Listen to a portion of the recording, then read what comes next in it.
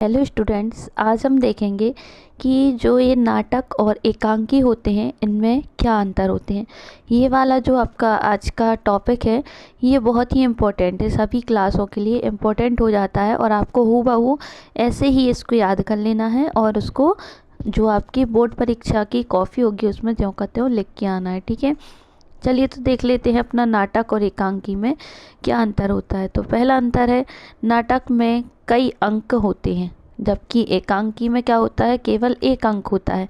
अंक का मतलब यहाँ होता है कि नाटक में अनेक व्यक्ति होते हैं, ठीक है, और एकांकी में केवल एक ही व्यक्ति होता है कि एकांकी कोई एक ही व्यक्ति जाकर प्रदर्शित कर देता है। तो इस तरीके से अपन याद रख लेते हैं कि नाटक में कई अंक होते हैं और एकांकी में केवल एक ही अंक होता है।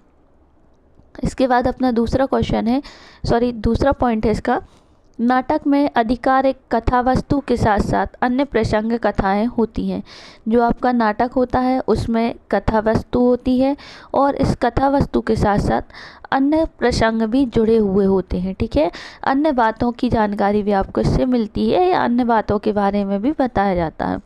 जबकि एकांकी में क्या होता है, जो अधिकाधिक और मूल कथा होती है वो होती है। ठीक है, इसमें कुछ घुमा फिरा के कुछ भी अपने मन से बनाया नहीं जाता, जो होता है वो ही हूबहू सामने दिखाते हैं। ठीक है, तीसरा अंतर हो जाता है अपना, नाटक में पात्रों की संख्या अधिक होती है और एकांकी में अपेक्षाकृत एक ही पात्र होता है। कम पात्र होते हैं या हम ये भी समझ सकते हैं कि केवल अपना एक ही पात्र होता है। ठीक है, और नाटक आप लोगों ने बहुत ही देखे होंगे तो उसमें पात्रों की संख्या बहुत अधिक होती है। ठीक है, कम से कम कोई भी नाटक करने के लिए हमें 2, 3, 4 पात्र तो चाहिए ही पड़ते हैं कम से कम। इसके बाद हमारा चौथा और जो आखिरी अंतर है वो देख लेते हैं। नाटक जो है वो हमारा क्या है, दृश्य काव्य है। इस तरीके से आप काव्य लिख लीजिए। नाटक जो है वो दृश्य काव्य का बृहद रूप है। क्या है, बृहद मतलब बड़ा रूप है। बृहद मतलब क्या होता है आपका, बृहद मतलब हो जाएगा आपका बड़ा रूप। ठीक है, कैसा रूप है, बड़ा रूप है।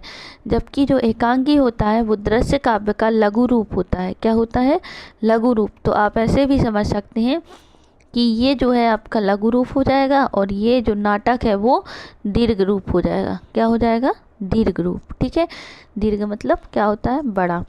तो इस तरीके से आपको आई होप ये समझ में आ गए होंगे कि आपके नाटक और एकांकी में क्या अंतर होते हैं। आप इसको अच्छे से याद कर लीजिए ताकि आपको एग्ज़ाम में कोई भी दिक्कत ना हो। Thank you for watching.